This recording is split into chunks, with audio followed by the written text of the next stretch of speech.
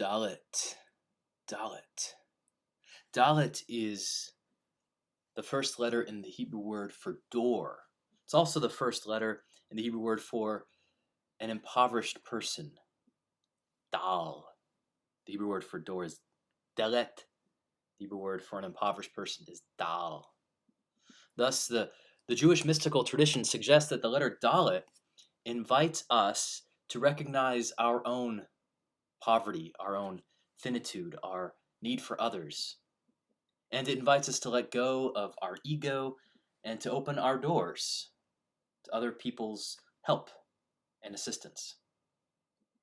In fact, the letter's placement in the Hebrew alphabet actually illustrates this. Let me show you. So remember, Gimel, person running. I changed it a little bit so it looks a little bit more like a person running. Let's do a little review here. We remember that Hebrew is written from right to left rather than left to right. So we began with the letter Aleph. Aleph.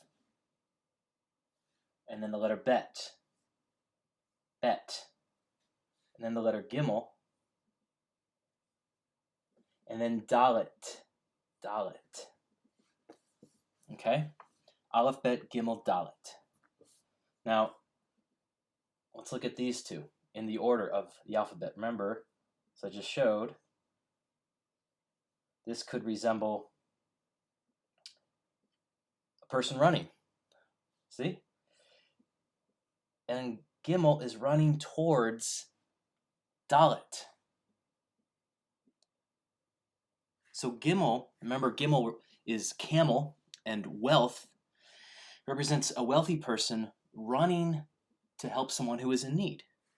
And Daleth is a letter that represents somebody opening their door, and somebody who is in need of help, somebody who is poor, a poor person, a dal.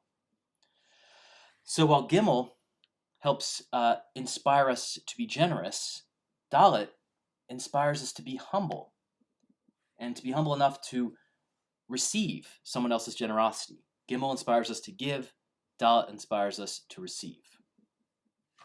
And the spiritual meaning of Daleth is described in Jesus' teachings in the Sermon on the Mount, in the Beatitudes, when he said, "Blessed are the poor in spirit, for they will receive the kingdom of God. Theirs is the kingdom of God." So when we acknowledge the ways in which we are poor and the ways in which we need other people, then we become more open to receiving love and help from others. We become more aware of our dependence and our need to sometimes cleave to others, to reach out and cleave to someone else, especially to God. And the Hebrew word for cleave, davak, also begins with the letter Daleth. And you see in this image, you see two people holding each other's hands, cleaving to each other. As Jesus said in his teachings on marriage, a man will leave his mother and father and cleave to his wife. The Daleth stanza in Psalm 119 begins with the verse, "My soul cleaves to the dust." My soul cleaves to the dust. That's verse 25. And that verse emphasizes our finitude, our mortality. Reminds us that we are but dust, and to dust we shall return. We are dependent on God for every single breath that we breathe. And verse 31, in that same stanza, says, "I hold fast to your decrees." It's the same word, davak. I cling, I cleave to your decrees. So Daleth and Psalm 119 call us to emulate the great patriarch Jacob, who, while wrestling with God, said, "I will not let go. I will not stop cleaving onto you until you bless me."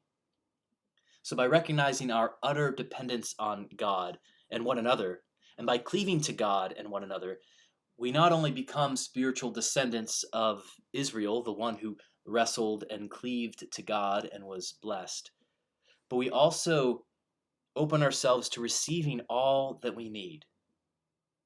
We open ourselves to inheriting what Jesus called the kingdom of God. That's Daleth.